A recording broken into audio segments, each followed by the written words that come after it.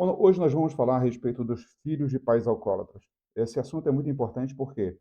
Porque dentro da terapia, você vai encontrar muitas pessoas que veio de um ambiente onde os pais foram alcoólatras e não tem nada a ver com o alcoolismo em si, e sim com toda a estrutura que aqueles pais vão gerar na criança e o resultado sobre essa criança é um adulto fragilizado devido a toda a estrutura emocional que aqueles pais causaram nessa criança. Então, filhos de pais alcoólatras, eles normalmente, eles são crianças que foram geradas debaixo de muita insegurança. Por quê? Porque dentro do próprio ambiente, eles nunca sabem como vai ser e como vai estar aquela casa quando esses pais chegarem. Então, ela vai desenvolver um alto índice de hipervigilância, por quê? Porque aquela casa é um lar imprevisível. Ela nunca sabe se ela tem um pai, ela nunca sabe se aquele pai ou aquela mãe vai chegar em casa, e ela nunca sabe como é que vai receber, né, quando esse homem ou essa mulher chegar em casa.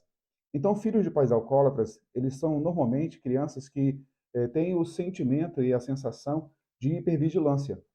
Eles estão sempre olhando e na expectativa de como vai chegar o meu pai ou como vai chegar a minha mãe, depois que eles estiverem alcoolizados. Eu atendo muitas pessoas que foram filhos de pais alcoólatras e dentro deles existe um vazio enorme, porque o adulto que presenciou e teve pais dentro de casa que foram pais alcoólatras, elas são pessoas que extremamente carentes dessa figura paterna. Claro que na maioria das vezes são os homens que bebem, na maioria das vezes são os pais que chegam em casa alcoolizados, e esses pais tornam o ambiente dentro de casa um ambiente muito incerto e muito inseguro. Então, existem vários fatores que vão influenciar na alma dessa criança. A primeira seria o abandono. Elas são literalmente abandonadas por esses pais. Esse pai, quando chega em casa, ela sente o peso do abandono, porque ele nunca sabe como esse pai vai chegar, ela nunca vai receber nada desse pai, porque ele está sempre alcoolizado. Então, ela é carente dessa figura, ela se sente abandonada, ela se sente culpada, achando que ela mesma, né, pode fazer alguma coisa. Se ela for uma criança boazinha, esse pai talvez pare de beber. Se ela amar esse pai e der amor para ele, ela acha que o pai vai parar por causa dela. Então, existem várias situações que nós vamos tratar aqui hoje para você poder entender o comportamento do adulto, buscando a fonte primária, a convivência dentro do ambiente onde ele foi gerado, onde ele foi criado. Esses pais, por estar ali viciados em álcool ou qualquer outro tipo de droga, gera esse sentimento na criança de que ela não é bem-vinda, de que ela não tem um pertencimento, porque ele nunca tem tempo para ela. Então, essa criança ela vai entrar dentro de um contexto de que ela não é amada, não é desejada, não é bem-vinda, tudo porque ela tem uma expectativa de receber desse pai algo que ele não tem para dar. Então, esse pai, quando chega em casa alcoolizado, ele não tem tempo nem condições emocionais e físicas para poder dar o sustento emocional para essa criança. E ela vai ficar na expectativa de que um dia ele melhore, porque essa carência vai necessitar de encontrar a figura de um pai ideal para ela. E ela vai criar essa imagem dentro dela desse pai ideal, na expectativa de que um dia ela possa ter a figura paterna junto dela. A insegurança é um dos fatores que mais dói dentro da criança, porque se esse pai chega em casa e ele é um pai agressivo, essa criança ela vai ter o medo de ser e de encontrar esse pai. E como esse pai vai chegar? Eu lembro de um atendimento de uma moça que o pai dela era alcoólatra e todos os dias, quando ele chegava bêbado em casa, ele espancava a mãe. Ele brigava com a mãe e essa criança, essa menina de 5 anos, ficava no meio da briga tentando apartar. E um dia esse pai empurrou ela e ela bateu com a cabeça na parede e deixou uma marca profunda de mágoa e de rancor no coração dela, porque ela entendeu ali, estava sendo um objeto inapropriado para aquele momento. Então, ela tentou ajudar a mãe, que sempre apanhava, mas ela não tinha força física para poder combater aquele homem. E quando ela tenta intervir, o pai acaba punindo ela com um empurrão e ela acaba batendo a cabeça na parede e ela simplesmente não conseguiu evitar aquela surra daquela mãe. Quando ela vê o pai batendo, o que gera nela é um sentimento de raiva. Ela gera um sentimento de raiva pelo pai e gera um sentimento de pena da mãe. Então, ela cresce com o sentimento de que ela precisa vigiar o pai para não bater na mãe. E ela não consegue, vai crescendo e ela não consegue sair de casa porque dentro dela tem um sistema de que ela precisa estar ali para poder evitar que esse pai venha a espancar a mãe dela. Então, quando ela cresce, quando ela se torna adulta, esse sentimento não saiu, não abandonou, porque ela vai carregar esse sentimento na expectativa de que um dia ela possa fazer algo por esses pais. E é claro que esse sentimento ele só entra porque essa menina ela também ama aquele pai, mesmo alcoolizado. Essa é a figura que ela também admira, é a figura que ela também deseja. Então, ela tenta proteger a mãe do pai agressivo e tenta se colocar no lugar de estar ali para poder também salvar esse pai do alcoolismo. Então, é muito importante a gente enxergar os mecanismos que acontecem dentro da alma de uma criança, vivendo dentro de um ambiente de medo gerado por esse pai. Então, existem vários fatores e várias cenas onde você pode enxergar como cada um vai se comportar. Então, por exemplo, dentro da mesma família, dentro do mesmo contexto, a criança ela vai se movimentar segundo os papéis que vão sendo dados a ela. Se ela está ali naquele papel de filha, mas ela precisa ocupar o lugar de ser a protetora dessa mãe, agora ela já não é mais a filha, agora ela é mãe dessa mãe. E se tem um menino e agora ele vai proteger essa mãe, agora ele é o esposo dessa mãe ou o pai dessa mãe, emocionalmente falando. Então, o alcoolismo ele tem essa tendência de gerar nos filhos a insegurança, o medo. Então, os dois fatores mais fortes é a insegurança e o medo causado por essa atitude desse pai e também os dois sentimentos mais comuns é o abandono e a rejeição. Então, ela se sente abandonada mesmo daquele pai presente dentro de casa. Ela não tem atenção, não tem carinho e ela, claro, está ali na situação de proteger e viver em função desses pais. Quando ela cresce, dificilmente ela vai conseguir sair de casa, a não ser que aqueles pais tenham se consertado, a não ser que esses pais tenham refeito as suas vidas, mas de qualquer maneira, normalmente elas ficam presas dentro de casa e elas estão impossibilitadas de sair. Um fator também muito importante que a gente pode observar é que cada trauma que é causado numa criança, por ela não saber e ter o equilíbrio, a tendência é sempre levar para os extremos.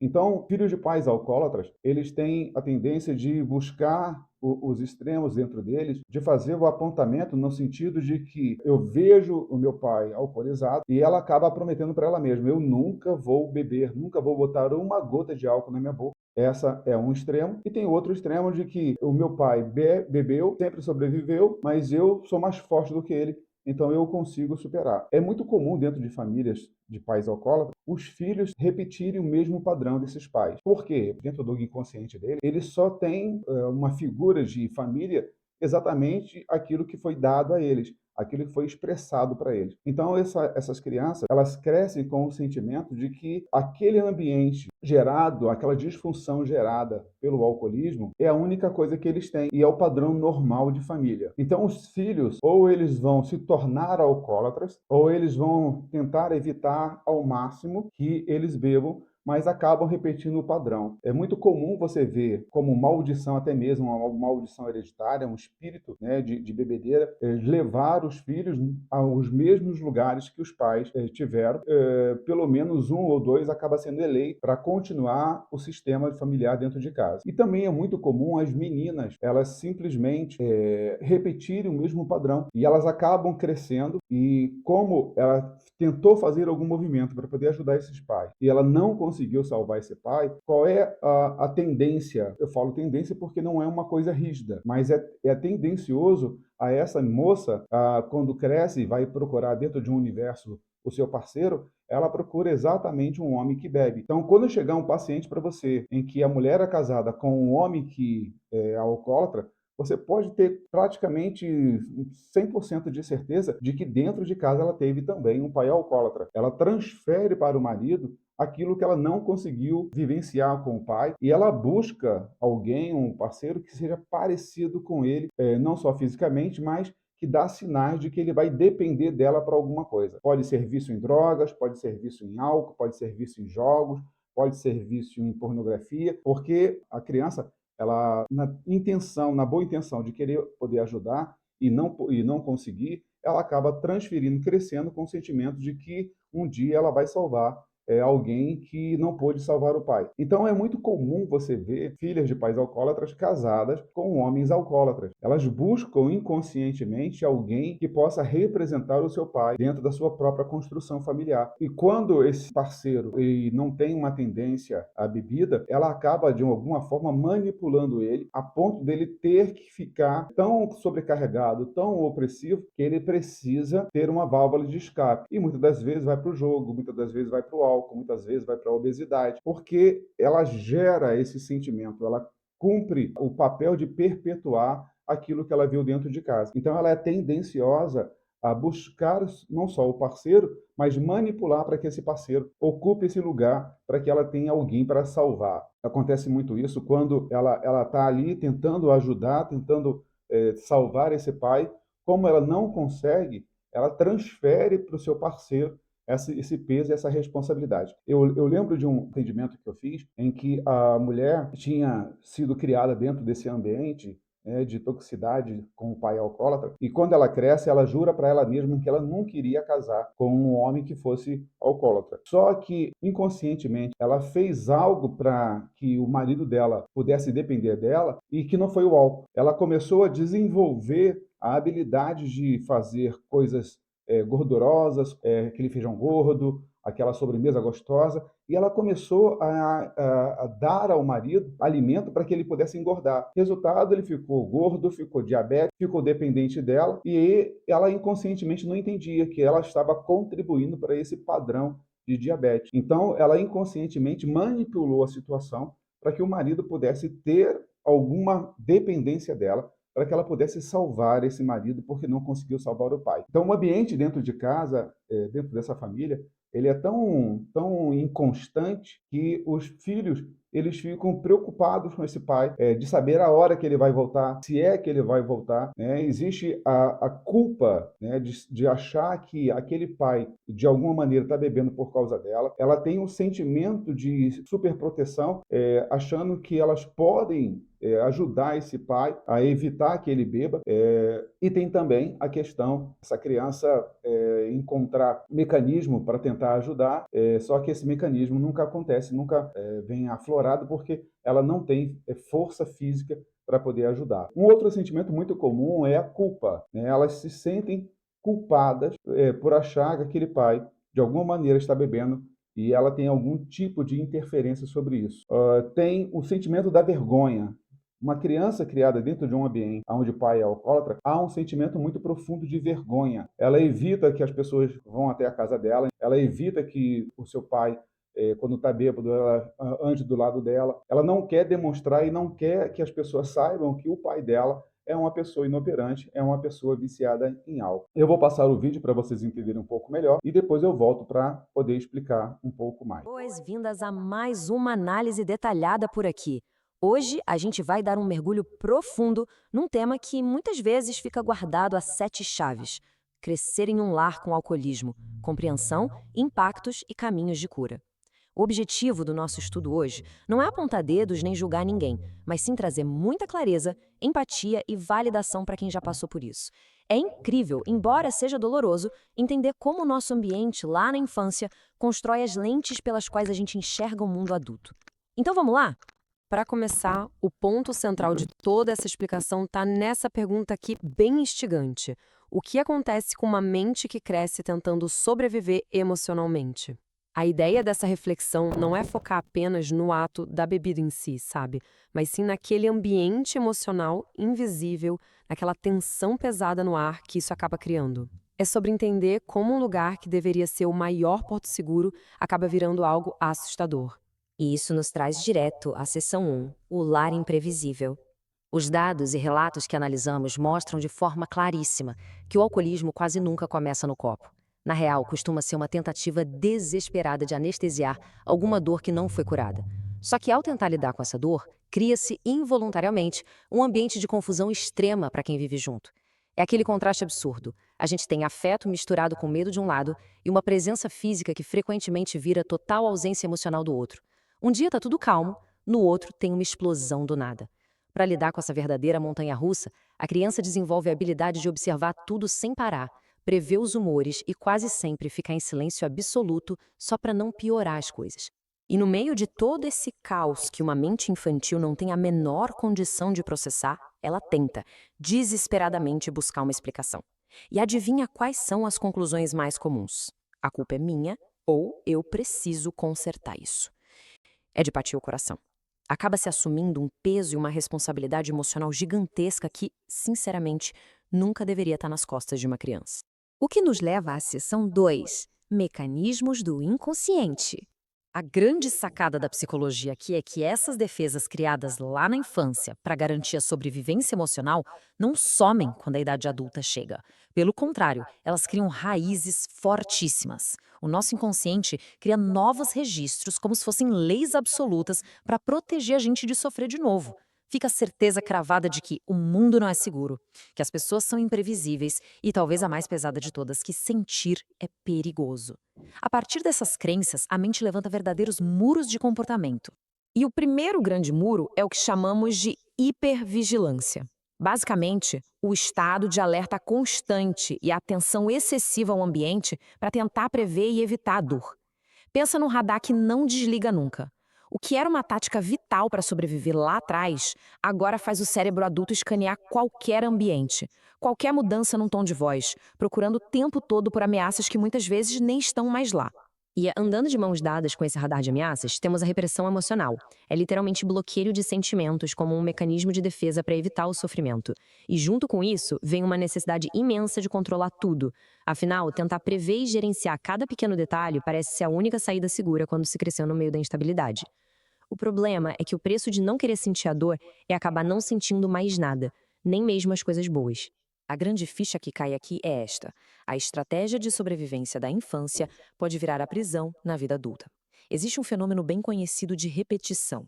Inconscientemente, a mente acaba sendo atraída para recriar dinâmicas dolorosas nos relacionamentos, pura e simplesmente porque é o que ela conhece. A turbulência atrai muito mais do que uma estabilidade desconhecida. E aí, esses ciclos difíceis se repetem de forma exaustiva. E a gente vê os resultados disso na seção 3, reflexos na vida adulta. É impressionante como esses mecanismos sabotam a rotina silenciosamente. Se a gente cruzar as duas colunas aqui, a de comportamentos e a de emoções ocultas, o padrão fica muito nítido. Por fora, existe aquela necessidade extrema de agradar todo mundo, um perfeccionismo paralisante no trabalho e até a tendência de tentar salvar parceiros problemáticos. Mas a raiz que alimenta tudo isso é um medo constante de rejeição, uma sensação crônica de insuficiência e aquela velha culpa lá da infância que nunca foi devolvida. É um contraste simplesmente exaustivo. De um lado, na aparência, projeta-se a imagem de pessoas incrivelmente fortes que resolvem todos os problemas e carregam o mundo nas costas. Mas a realidade do outro lado é muito diferente. É um estado de cansaço profundo. Viver em alerta constante desgasta demais e acaba gerando ciclos invisíveis de pura autossabotagem. Ninguém aguenta ser forte o tempo inteiro, concorda? Mas calma, tem saída. Seção 4. O caminho da consciência. A ideia dessa etapa não é de jeito nenhum tentar voltar no tempo e mudar o passado, mas sim usar a clareza para mudar o presente. E o mesmíssimo primeiro passo de toda essa jornada exige muita coragem. É o simples fato de reconhecer e dizer: isso me afetou. É validar a própria história, sem tentar diminuir o impacto do que doeu, sem inventar justificativas e sem tentar fugir. Só o reconhecimento cru da realidade já abre as portas para a transformação. A partir daí, chega-se a esta pergunta superpoderosa: o que essa dor ensinou? E, principalmente, o que não é mais preciso carregar? Dar um passo para trás e fazer essa reflexão permite observar os próprios gatilhos com mais curiosidade. É a chance de finalmente olhar para aquela criança interior que só tentava dar conta de tudo e oferecer a ela a compaixão e a segurança que faltaram na época. O que nos leva, finalmente, à seção 5. Passos para a cura. Compreender o passado é ótimo, mas é a ação no presente que realmente quebra o ciclo. A análise apresenta 4 passos práticos. Primeiro, a escrita terapêutica. Pegar papel e caneta e escrever sem nenhum filtro para externalizar tudo que está preso. Segundo, o diálogo interno, batendo de frente e questionando aquela velha voz da culpa. Terceiro, o exercício focado na criança interior, onde a versão adulta assume de vez o papel de cuidar de si mesma. E quarto, que é indispensável, estabelecer limites. Aprender que dizer um não para os outros é dizer sim para a própria saúde. E um detalhe gigantesco: ninguém deve fazer tudo isso de forma solitária. A importância da rede de apoio aqui é vital. Fazer terapia, participar de grupos de apoio e cultivar relações que sejam verdadeiramente seguras são coisas fundamentais para reescrever a própria história. Se o isolamento foi a armadura no passado, a conexão genuína é o que traz a cura no presente. Para amarrar tudo de um jeito brilhante, o material traz a metáfora do chão instável. Crescer num lar com alcoolismo é como desenvolver a habilidade de andar em uma casa onde o chão treme sem parar. A pessoa aprende a manter o equilíbrio no meio da loucura. O grande problema é que muito tempo depois de sair dessa casa, o corpo e a mente continuam andando daquele jeito defensivo, esperando o próximo tremor, mesmo estando em lugares totalmente seguros e tranquilos. Então, o verdadeiro sentido desse processo de cura é reeducar o próprio sistema nervoso, ensinando a ele que agora o chão é firme, o perigo de verdade ficou lá atrás. Encontrar esse novo ponto de equilíbrio exige tempo e paciência, claro, mas a mensagem que fica é de muita esperança. É totalmente possível desligar esse alarme de sobrevivência. E a gente encerra a análise de hoje com essa provocação fortalecedora. O que pode ser deixado para trás agora que o chão está firme? Quando a gente entende que aquele medo crônico não tem mais utilidade, um espaço enorme se abre para uma vida mais leve, segura e autêntica. Compreender as raízes de toda essa história não muda os capítulos que já passaram, mas com toda certeza garante que o passado pare, de uma vez por todas, de governar o futuro. Até a próxima. Bom, então, dentro desse sistema de hipervigilância, ela aprende a prever perigos. Está o tempo todo em estado de alerta, porque ela não tem consciência e não tem como prever como esses pais, ou esse pai principalmente, vai chegar em casa. Então, o horário aonde o pai sempre normalmente chega em casa é o pior horário para ela, porque ela acha que a qualquer momento dentro de casa aquele pai vai chegar e vai gerar toda uma desestrutura emocional dentro da família. Então, o horário daquele pai de chegar em casa, para ela, vai ser um motivo de ansiedade, um gatilho de ansiedade. E isso vai desenvolver, ao longo da vida dessa criança, quando ela se torna adulta, o sentimento de hipervigilância. Então, qualquer coisa para ela é uma ameaça de perigo. Qualquer situação para ela é uma ameaça de que algo de errado vai acontecer. Ela precisa estar em estado de alerta o tempo todo. Essa criança, ela nunca vai relaxar. Ela nunca tem o direito de relaxar porque ela está em estado de vigilância o tempo todo. Então, quando o horário desse pai está próximo, ela fica em estado de alerta e, claro, gera o sentimento de ansiedade. Então, a criança, ela cresce, o pai já não é mais alcoólatra, de repente ele foi para o AA, ou faleceu, mas aquele estado de vigilância fica o tempo todo, como um radar gerando naquele adulto o sentimento de que a qualquer momento algo terrível vai acontecer, algo muito perigoso vai acontecer e pode até ser gerado como gatilho, né, o horário fica permanente na cabeça da criança e gera no adulto aquele sentimento de que a qualquer momento meu pai vai chegar em casa e a qualquer momento nós vamos sofrer tudo que ele fez conosco e vai acontecer de novo. Então isso vai alterar completamente o desenvolvimento do cérebro emocional da criança. E quais são as principais feridas emocionais que pais alcoólatras geram nas crianças? A primeira é a rejeição. A criança, ela sente que nunca foi prioridade. O sentimento de rejeição gera nela a sensação de que ela nunca foi prioridade. Ela nunca teve um pai exclusivo para ela ou uma mãe exclusiva para ela. Então ela pensa assim: se meu pai me amasse, ele pararia de beber. Essa é um pensamento que acontece muito em crianças que passaram por esse trauma. Então, se meu pai, por que ele não para de beber? Poxa, se ele me amasse o suficiente, ele largaria. Ela cria uma crença dentro dela de que, de alguma maneira, se ela fosse uma criança melhor, esse pai que a ama teria nela o peso e a responsabilidade de parar de beber. E isso não acontece, não é verdade? Um outro sentimento forte que acontece é o sentimento de abandono. Então, mesmo morando na mesma casa, ela se sente abandonada com esse pai, porque o pai, quando chega em casa, não tem um lugar de carinho e atenção para ela. O pai, ele está presente fisicamente, porém, emocionalmente, ele está inoperante para poder dar carinho, atenção e proteção para essa criança. O álcool, ele rouba a figura paterna ou a figura materna de uma forma tão grande que cria um vazio, cria uma ausência, uma carência. E essa carência vai ser transferida para o adulto, para quando ela buscar os seus pares, ela encontrar ou tentar achar nos seus pares o lugar de carência que esse pai ou essa mãe não deu. Uma paciente minha, ela tinha o pai e a mãe que era alcoólatra. E ela, aos 7 anos de idade, ela teve que crescer e ser muito adulta para poder tomar conta desses pais. Então, ela saía para procurar onde eles estavam nos bares, ela ficava cuidando da irmãzinha dela, ela tinha que gerar um lugar de responsabilidade, porque ela tinha que cuidar da casa, porque quando essa mãe chegava, ela estava alcoolizada, o pai também. Então, ela teve que aprender a comer ou depender de alguém que desse comida para ela. A mãe, quando estava sóbria, ela até preparava a comida e deixava a comida dentro da geladeira, mas era da responsabilidade daquela menina de produzir e esquentar e preparar a janta para eles. Era ela que levava a mãe para tomar banho.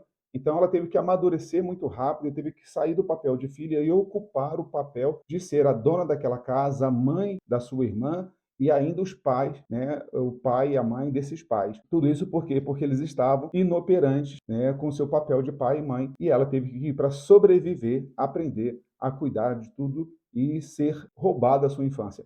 Então ela teve uma infância roubada e o crescimento emocional muito rápido de responsabilidade. Todo o peso daquela família estava sobre os ombros dela. Era ela que gerenciava e foi crescendo assim. Então, aos 8 anos, aos 9 anos, aos 10 anos, aos 14 anos, ela continuava dentro daquele papel e só saiu quando os pais se converteram e ali Deus, né, Cristo libertou aqueles pais. Felizmente, ela conseguiu encontrar o seu lugar de paz dentro de casa, mas teve a sua infância totalmente roubada e teve a sua adolescência praticamente toda roubada. Então, ela ficou infantilizada, paralisada lá na sua criança. Ela era uma adulta, não tomava decisões de responsabilidade, porque ela não tinha estrutura emocional, porque ela teve que ser uma criança paralisada dentro dela. Um outro sentimento muito forte é a insegurança, porque nada é previsível. Ela encontra como base para poder saber o que vai acontecer no dia seguinte. Ela já fica com aquele sentimento de insegurança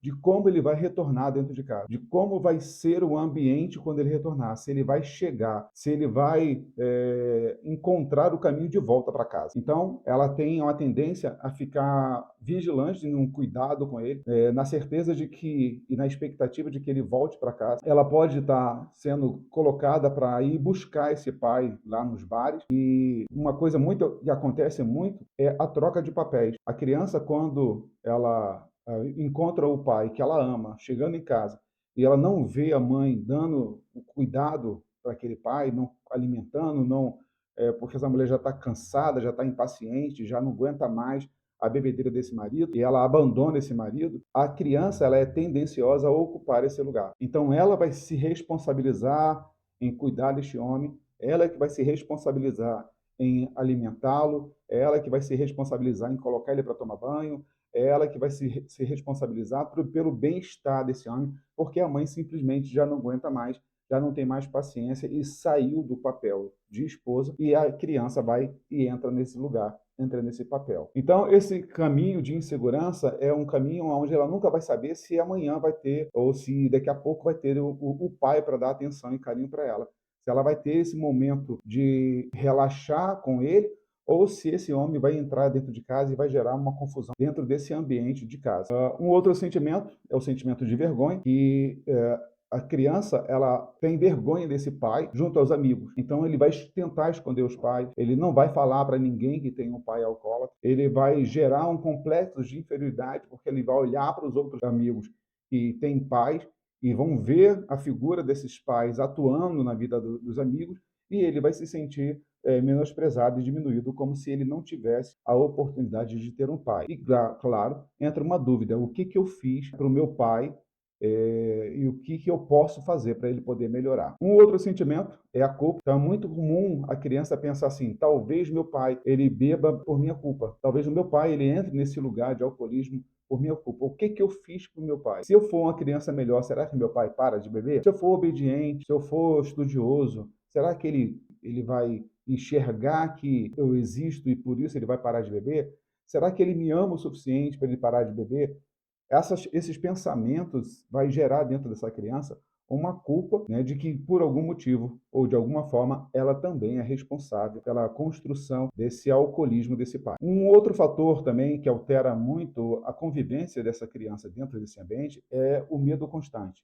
Então ela tem medo da violência que esse pai pode causar, ela tem medo de que o pai possa sofrer algum acidente na rua, né? Quantos filhos de pais alcoólatras saíram à procura desse pai e pegaram ele na sarjeta, todo sujo, todo machucado.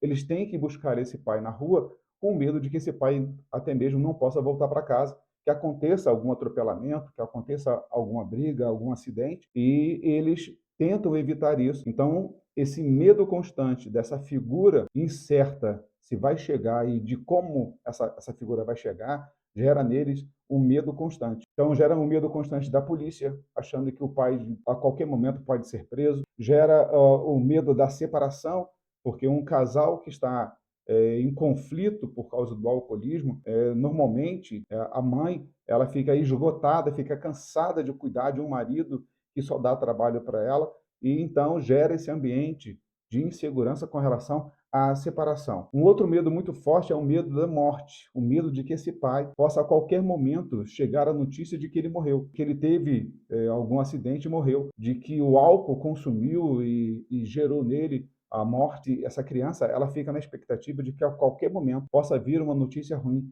de que o pai faleceu. Esse pai que não está operante gera na criança também o medo da escassez, porque o pai trabalha, ou quando trabalha, todo o salário dele, ou boa parte do salário dele, vai simplesmente para a bebida, e não sobra nada para eles se alimentarem. Então, a criança ela fica com o medo da escassez, o medo de passar fome, o medo se dentro de casa vai ter comida. Então, esse sentimento de escassez ela vai carregar para o resto da vida. Pais alcoólatras, eles são tendenciosos a não trazer mantimentos para casa. Eles gastam todo o seu dinheiro com o seu vício, eles pegam todos as suas obrigações com os filhos e acaba transferindo para a bebida. Então, muitos pais geram um ambiente de muita escassez, um ambiente de fome. Então, esse medo vai estar incutido dentro dessa criança que tem exatamente esse sentimento de que a qualquer momento elas podem perder esses pais. Eu vou te falar aqui 4 papéis que é muito comum as crianças ocuparem diante dessa sobrevivência. Entenda que ela está enxergando todo o trauma, está vendo todo o problema, mas ela precisa sobreviver dentro daquela família. Então ela vai assumir características e vai pegar papéis que não são dela.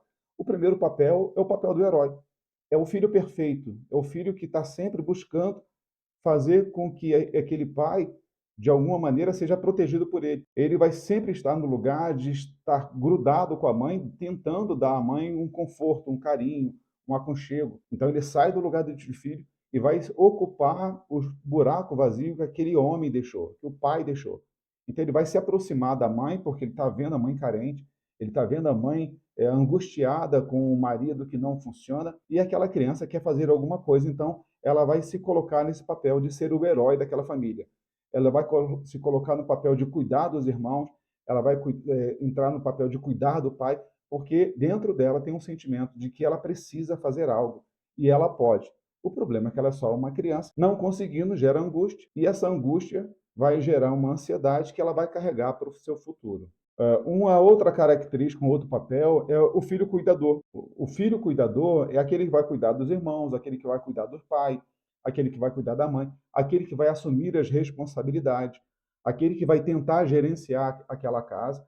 Então, literalmente, ele sai do papel de filho e ocupa o papel que era para ser daquele homem que está alcoolizado. Então, ela vai ter que ser responsável mais rápido, ela vai ter que tomar conta de filhos que não são dele, ele vai ter que gerar segurança para uma mãe, como se fosse a obrigação dele fazer isso, porque nessa história toda, ele observa dentro de casa, ele vê o ambiente dentro de casa e vê que aqueles pais não estão operando. Então, ele vai ser aquele que vai tentar gerar esse ambiente de cuidado. Então, se o pai chega bêbado em casa, é ele que vai pegar o pai, vai levar o pai para dentro do chuveiro, é ele que vai botar o pai para dormir, é ele que vai cuidar das feridas quando o pai chega ferido.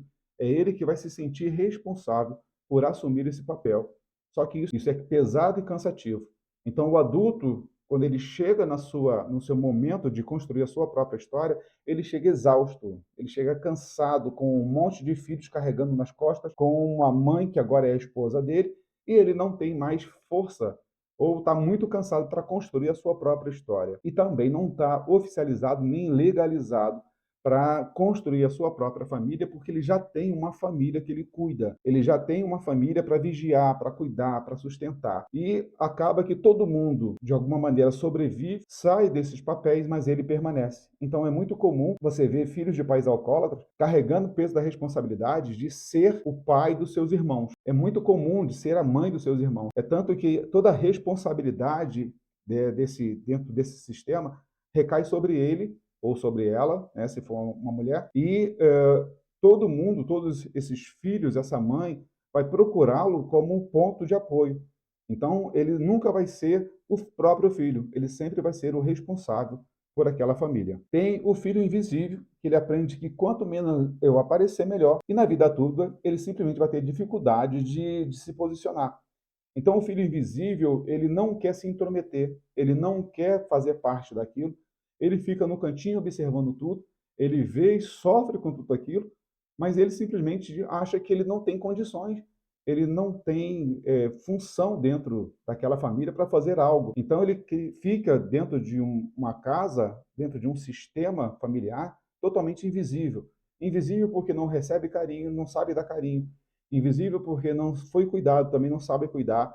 Então ele fica apagado, sem nenhuma expressão. E ele cresce sem expressão, perfeito? Um outro papel é do filho rebelde. Esse filho rebelde, ele vai expressar através da raiva toda a dor dessa família. Ele vai ser o filho problemático. O filho rebelde, ele encontra na rebeldia, ele encontra na dor, ele encontra na agressividade uma forma de protesto, uma forma de chamar a atenção, uma forma de dizer, ei, enxergue que eu estou aqui. Ei, eu preciso de ajuda, eu preciso de carinho, também preciso de atenção. Eu quero estar sendo visto por vocês.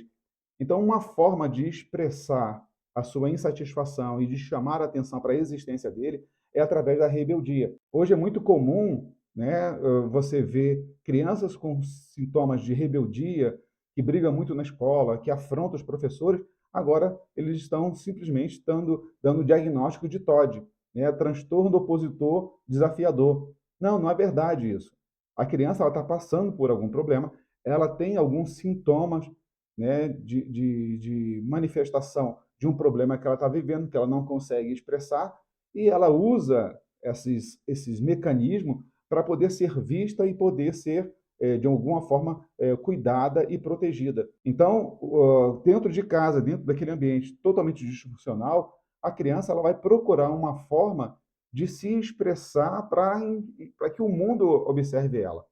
Então, ela vai ser agressiva, ou ela vai ser muito quietinha, vai ser muito obediente, ou ela vai ser muito introspectiva, ou ela vai ser muito neutra. Então, para cada criança tem um sintoma. E que hoje está todo mundo rotulando, dando um rótulo, sendo que o problema não está na criança, e sim no sistema familiar que ela vive, dentro do ambiente familiar que ela vive, que ela está inserida. Ela está apenas manifestando a sua dor através de alguns comportamentos. E como é que a gente tira isso dentro do protocolo Silva? Levando o adulto que tem um comportamento totalmente inapropriado a voltar na fonte primária para resgatar essa criança que está machucada e ferida dentro dela, tá bom, gente? Então, a criança rebelde, ela sempre é vista como aquela que é o problema da casa, é o problema da família. Ela encontra na expressão de ser um problema, da rebeldia, a forma de ser vista e ser amada. Um outro papel que é muito comum em famílias de pai alcoólatras é o filho palhaço. O filho palhaço é aquele que faz brincadeira com tudo, é aquele que faz todo mundo rir, é aquele que transforma a sua dor dentro desse ambiente em uma expressão de riso. Então ele faz piadinha, ele leva tudo na esportiva, ele transforma a dor dele em motivos para piada, motivos para rir, motivos para não levar a sério. O problema é que ele cresce sem responsabilidade, porque essa é uma máscara que ele vai vestir, é uma máscara que ele vai usar para poder sobreviver e não entrar em lugares de dor e sofrimento. O que acontece com o cérebro de uma criança? Então ela cresce produzindo muito cortisol. Então essa criança, ela tem um sistema nervoso, ele fica preparado para fugir ou para atacar, porque o cortisol é um hormônio gerado dentro da gente para poder gerar o contexto de ou a gente vai fugir ou a gente vai atacar para resolver esse problema. Existem os dois extremos, o extremo da hipervigilância, o extremo do cuidado, o extremo da sobrevivência, o extremo dos pensamentos pessimistas. Tudo isso vai gerar o sentimento na criança e no adulto de que ele precisa partir para a ação ou se recluir ou se afastar e ficar recluso, né, lambendo a ferida dele. Então, uma criança que foi criada dentro desse ambiente, ela normalmente ela tem insônia, ela tem ansiedade, ela tem hipervigilância, ela tem dificuldade para relaxar, ela tem a sensação constante de perigo, de que alguma coisa vai acontecer e ela não consegue relaxar. Ela está o tempo todo olhando para as situações de um lado pessimista e sempre com seus escudos preparados para que alguma coisa possa de pior acontecer. Então ela já está preparada. Todos os dias para ela é um apocalipse. Todos os dias para ela é um desafio.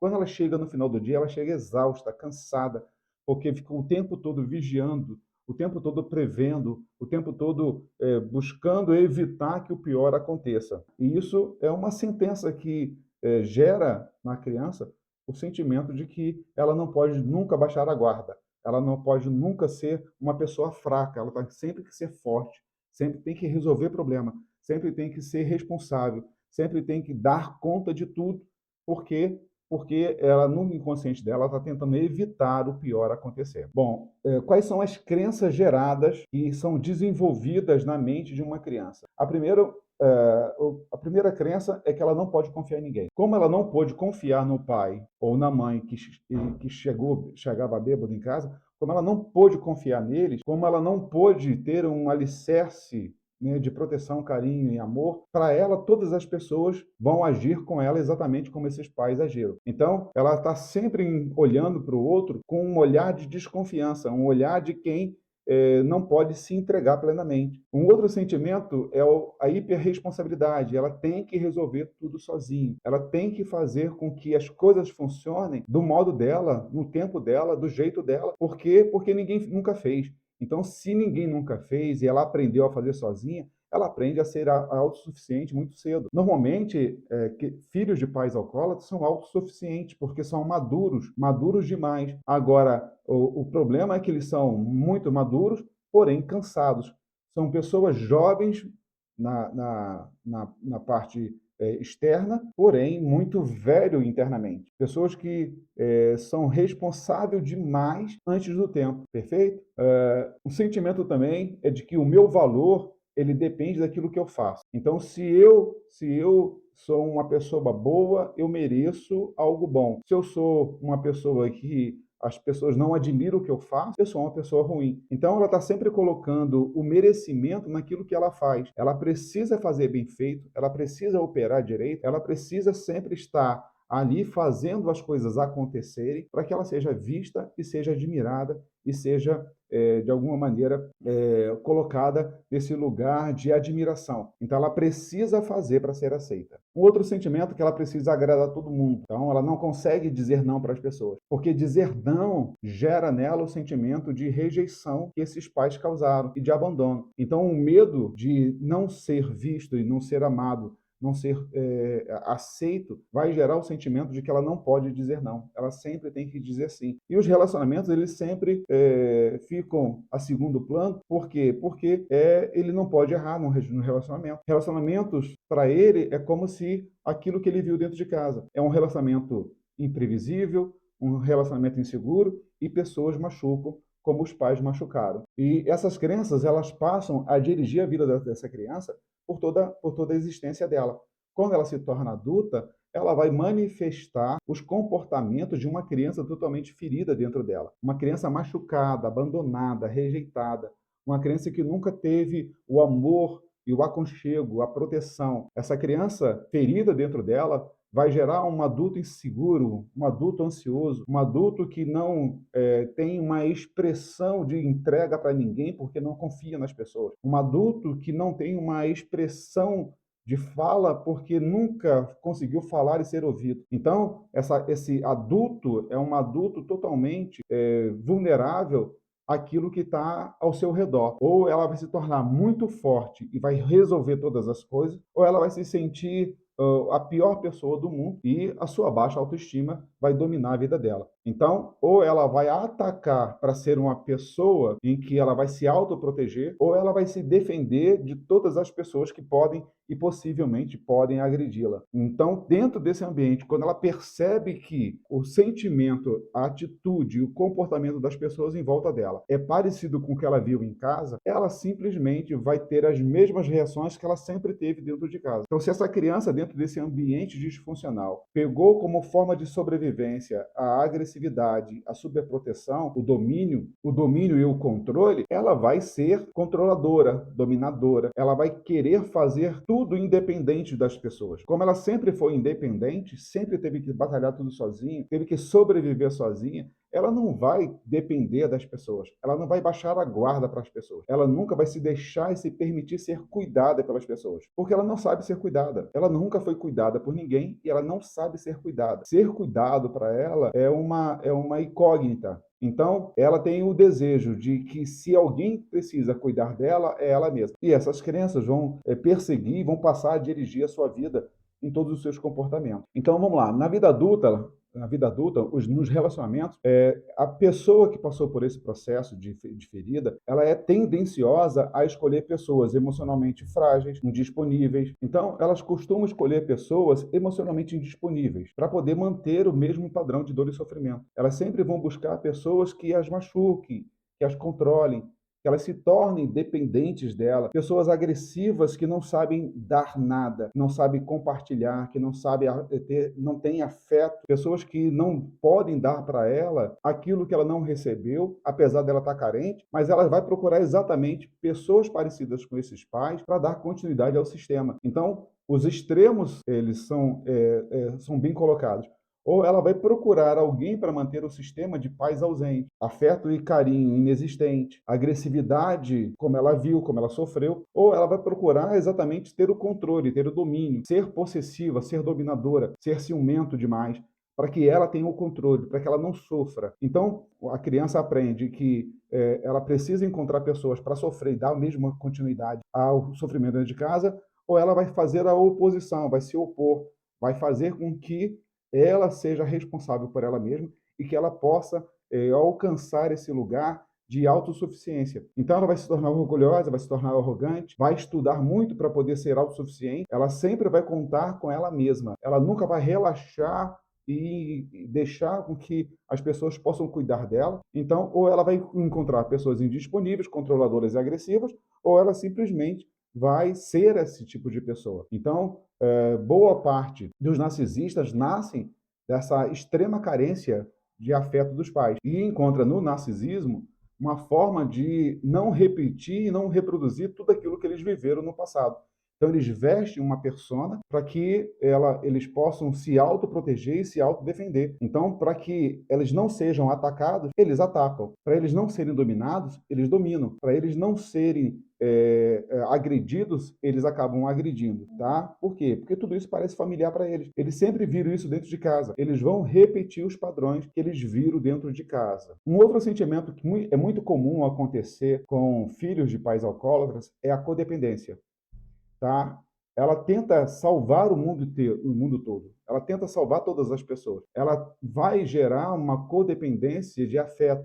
Vai procurar esses parceiros indisponíveis que não querem, não têm nada para oferecer, para eles continuarem aguardando e esperando que essas pessoas mudem e deem para ela. Então, normalmente, a codependência ela vem de um sistema onde elas foram neutralizadas emocionalmente dentro de casa, por agressividade, por domínio, por possessão, por sentimento de controle. Então, ela perde a sua própria identidade e busca no outro encontrar essa identidade. Ela busca no outro encontrar o próprio lugar de existência e transfere para o outro. Esse dá poder também ao outro para que tenha o domínio sobre ela. E é claro que uma pessoa que tem codependência, ela vai buscar exatamente alguém que tenha o sentimento de que precisa dominar. Então, se eu me caso com, né, se eu tenho um problema de codependência, Se eu dependo de alguém emocionalmente, eu vou procurar alguém disponível que queira ter o domínio sobre mim. E a pessoa acaba se aproveitando disso, porque me vê carente, me vê fraco emocionalmente, me vê dependente, sabe que eu não vou tomar nenhuma atitude, sabe que eu não vou me opor, vou obedecer cegamente.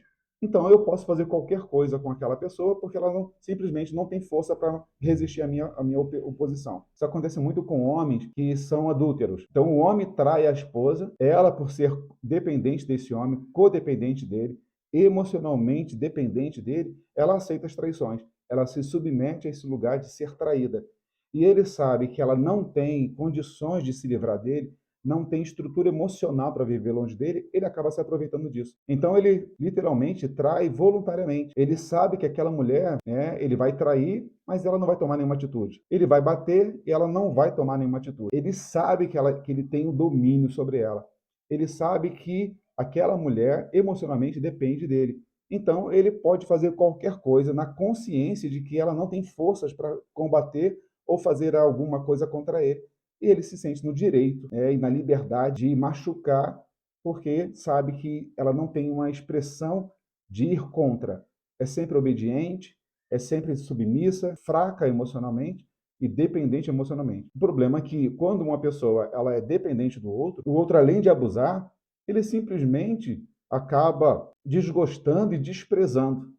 Olha o sistema que é construído. A mulher ou o homem, ele vem dentro desse sistema de casa, traz um parceiro indisponível, um parceiro para dar continuidade ao sistema, e quando esse parceiro toma o entendimento, ele sabe que a pessoa é dependente, ele acaba abusando emocionalmente dessa pessoa. Abusa fisicamente, abusa verbalmente, abusa sexualmente, né, com controle, domínio, possessão, porque sabe que aquela pessoa não tem forças para ir para nenhum lugar que seja diferente daquilo que ele imagina que é debaixo da sua possessão. Um outro comportamento muito comum, que é o adulto, ele não se sente suficiente o bastante. Ele precisa provar o tempo todo para todo mundo que ele tem valor. Por quê? Porque ele tem uma baixa autoestima. A criança lá do passado, ela foi invalidada pela ausência e pela carência desse pai. Esse pai, ele pode ter sido um pai alcoólatra agressivo e um pai alcoólatra ausente. Se ele foi agressivo verbalmente, fisicamente, se ele desmotivou, se ele não incentivou, se ele não deu um ambiente de sustento emocional, a autoestima dessa criança vai ser tão baixa que ela vai transferir para o adulto. O adulto com a baixa autoestima é fácil de ser controlado, é fácil de ser dominado. A baixa autoestima vai levar esse adulto a se auto-sabotar em vários aspectos. Não se sente bom o suficiente, não se sente capaz o suficiente, não se sente bonito o suficiente, não se sente inteligente o suficiente. Mesmo que ele seja o oposto, ele sempre vai ter um olhar negativo sobre ele. Ela pode ser a pessoa mais bonita do mundo, vai estar sempre querendo fazer algum preenchimento, alguma musculação, alguma estética, vai sempre querer botar roupas caras, porque ela precisa provar para todo mundo que ela tem algum tipo de valor. Mas a baixa autoestima dela é a força motriz que leva e conduz ela a esse lugar involuntário e inconsciente. Então, a baixa autoestima vai gerar o sentimento de inapropriação, inadequação, o sentimento de que ela não tem valor e não tem um lugar e um espaço dentro desse novo sistema que ela está construindo. Vai ter problema no casamento, vai ter problema na criação dos filhos, vai ter problema nos trabalhos, vai ter problema nas amizades, porque nunca está se colocando no lugar de ser suficiente e está sempre transferindo para o outro, né, o desejo de que o outro consiga enxergar e consiga ver quem ela é. Quando isso não acontece, por causa do abandono e da rejeição, essa pessoa ela acaba interrompendo todos os relacionamentos, todos os processos de relacionamento, porque ela sabe que a qualquer momento, dentro dela, ela vai sofrer a dor do abandono e da rejeição, então ela toma uma atitude de abandonar primeiro ou rejeitar primeiro, ou se colocar no lugar de sempre se sentir rejeitado e pedindo de uma forma de autocomiseração a atenção e a aceitação e a aprovação dos seus parceiros, dos seus amigos, dos seus patrões e, claro, uma pessoa insegura, uma pessoa volátil, uma pessoa vulnerável, é óbvio que os dominadores, eles só têm a presa que é frágil, eles só pegam aqueles que são fracos. Né? Dentro de uma manada, o leão, quando ele vai caçar, a leoa, quando vai caçar, ela procura dentro de uma manada ali de animais, exatamente os velhos, os cansados e os filhotes, porque esse grupo é o grupo frágil. Ele vai atacar exatamente quem? Os que são frágeis, os que estão disponíveis, os que não têm força de sobrevivência, não têm força para lutar. E isso acontece dentro do nosso ambiente, né, de estrutura emocional. Então, os mais fortes, eles só sobrepõem, só dominam porque tem alguém mais fraco. Eles só geram o sentimento e geram a pressão e o aprisionamento emocional porque tem alguém emocionalmente frágil. Então, forte, ele se sobrepõe aos que são mais fracos. Essa é a lei natural e a lei diabólica, claro, a lei natural do percurso e da existência humana. Só sobrevivem os mais fortes.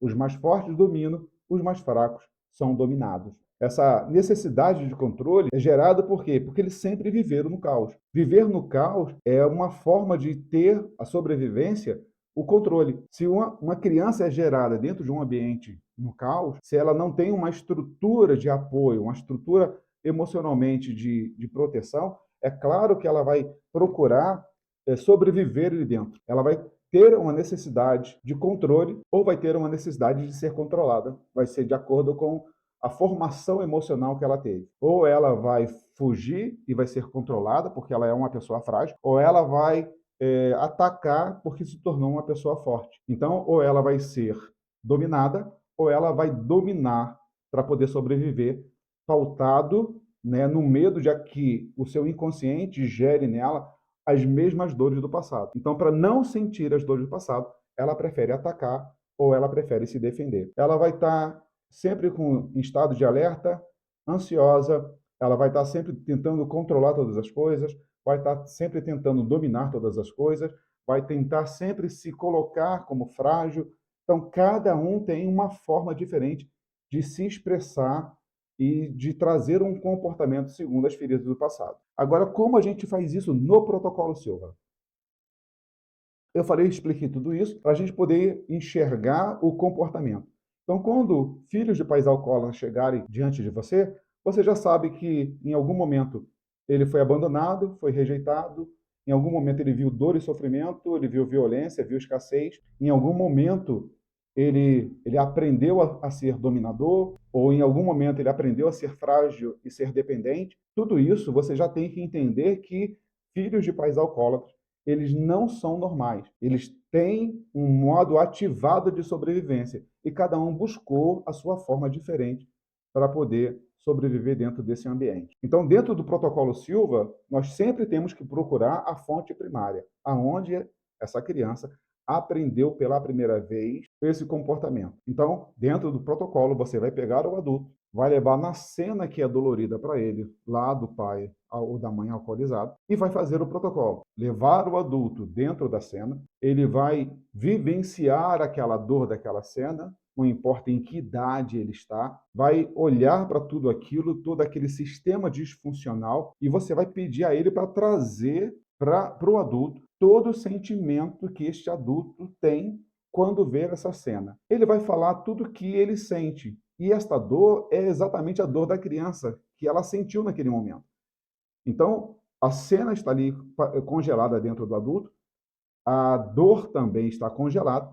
Quando ele olha para a cena, ele lembra dos sentimentos. Aí ele vai dizer: estou sentindo raiva, estou sentindo mágoa, estou sentindo tristeza, estou sentindo angústia, estou sentindo solidão, estou sentindo medo. E todo esse sentimento que está sendo trazido à tona está associado diretamente à cena da criança e o sentimento que ela teve quando ela participou daquele momento. Então, o protocolo é levar o adulto lá na cena, visualizar tudo aquilo, trazer para ele esse sentimento, gerar nele o sentimento forte. Quando o sentimento estiver forte, fazer a pergunta clássica: em que lugar do seu corpo esse sentimento acontece? Aonde está esse medo? Aonde está essa angústia? Ah, está no meu peito. Então, vai gerar dentro desse peito uma expansão desse sentimento para poder aumentar, para que esse sentimento seja incômodo o suficiente para ele conseguir imaginar esse sentimento como uma forma física de uma batata, né, ou de uma célula, ou de um tumor, ou de um corpo vivo, não importa que nomenclatura você vai dar, o importante é que esse sentimento ele seja condensado e transformado em algo palpável para a pessoa poder visualizar mentalmente, emocionalmente, algo palpável sendo arrancado e colocado dentro da caixinha de presente. Então, potencializa A dor daquele adulto que viu na criança e viu a criança passar, traz para ele, potencializa um lugar no corpo, tira e coloca na caixinha de presente. Já resolveu o problema do adulto. Agora pega o adulto com a caixinha de presente, leva lá na cena para que ele entre na cena e proteja a sua criança. Quando ele protege a criança, vai ser retirado o sentimento da criança, no mesmo lugar onde o adulto tirou. Então, se a dor do adulto, né, o medo, a tristeza, a raiva estava no peito, na criança também estava no peito, porque o adulto é o reflexo de tudo que a criança sentiu. Então, vai tirar também do peito da criança e colocar dentro da caixinha de presente. Aí eu já resolvi o problema do adulto, resolvi o problema da criança, porque agora ela está se sentindo protegida, agora eu vou resolver aquela situação com aqueles pais. Então, vamos supor que o pai ele esteja vendo o pai agredindo a mãe, chegando em casa bêbado e agredindo a mãe. Quando o adulto chega, protege a criança, agora esse adulto que protegeu a criança é forte. Agora ele tem voz, agora ele tem autoridade, agora ele é respeitado. Então, você coloca esse adulto para confrontar esse pai. Então, esse adulto dá uma ordem ao pai para ele parar, dá uma ordem ao pai para ele largar a faca se ele estiver ameaçando, dá uma ordem para ele calar a boca se ele estiver agredindo verbalmente, segura a mão dele se ele está agredindo fisicamente essa mãe, mas ele toma a atitude que ele não conseguiu tomar quando era criança. Agora ele tem como se resolver, agora ele tem como se envolver naquele problema. Então, o adulto resolve, para aquele pai, pega a mão do pai, empurra o pai, de alguma maneira ele precisa resolver aquela situação de agressão com aquela mãe. Então, quando ele dá esse comando, agora que o pai, que ele teve essa condição de segurar esse pai, agora está na hora dele confrontar esse pai. Então, você dá um comando, chame seu pai, coloque diante de você, diga para o seu pai todo o mal que ele te causou. O que você gostaria de dizer para este homem? Então, a pessoa dentro da mente dela, ela vai começar a externalizar para aquele pai tudo aquilo que aquela criança teve vontade de falar e não conseguiu. Então, ele vai começar a confrontar o pai. Pai, você foi muito agressivo com a minha mãe, você chegava bêbado em casa e maltratava a gente, você não me deu carinho quando eu mais precisava, nunca brincou comigo de carrinho, nunca soltou uma pipa comigo, você nunca me deu uma expressão de amor, de carinho, só me trouxe medo, só me trouxe angústia. Então, ela vai externalizar tudo aquilo que aquela criança gostaria de ter dito, mas não pôde dizer porque era apenas uma criança. Quando ela acaba de falar tudo, aí pega a caixinha de presente, de onde ele tirou todo aquele sentimento do peito dele e do peito do menino dele, da criança dele, e vai tampar aquela caixa e vai entregar para quem é de direito. Porque aquele sentimento que está dentro da caixa só foi retirado da pessoa, né, porque teve alguém que colocou lá dentro. Então, a pessoa responsável por todos aqueles sentimentos foi o pai que gerou dentro daquela criança todo esse sentimento que ele carregou para a vida adulta.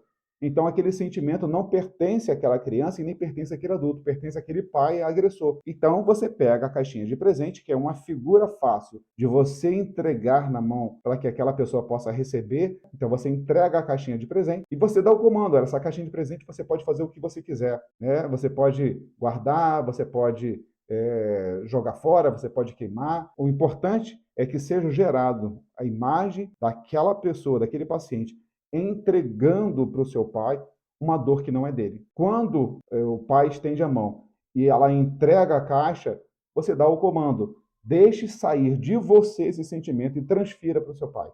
Deixe ele carregar dentro dessa caixa. Libere esse sentimento dentro de você que você não precisa mais carregar isso.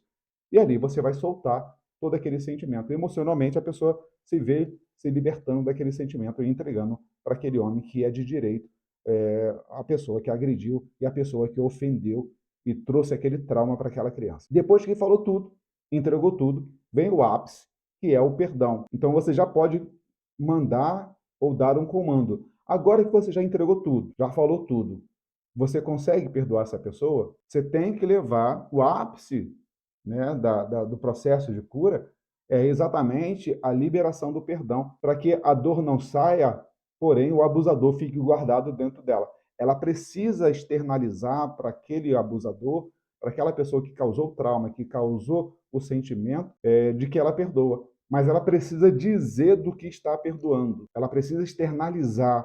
Eu estou perdoando porque você nunca me deu atenção, nunca me deu carinho, eu fui carente por sua causa, você espancava a minha mãe, você me espancava, você trouxe fome e necessidade para dentro de casa. Eu estou te perdoando porque você nunca olhou para mim. Eu estou te perdoando porque você nunca me deu atenção, nunca me deu carinho, nunca me deu amor.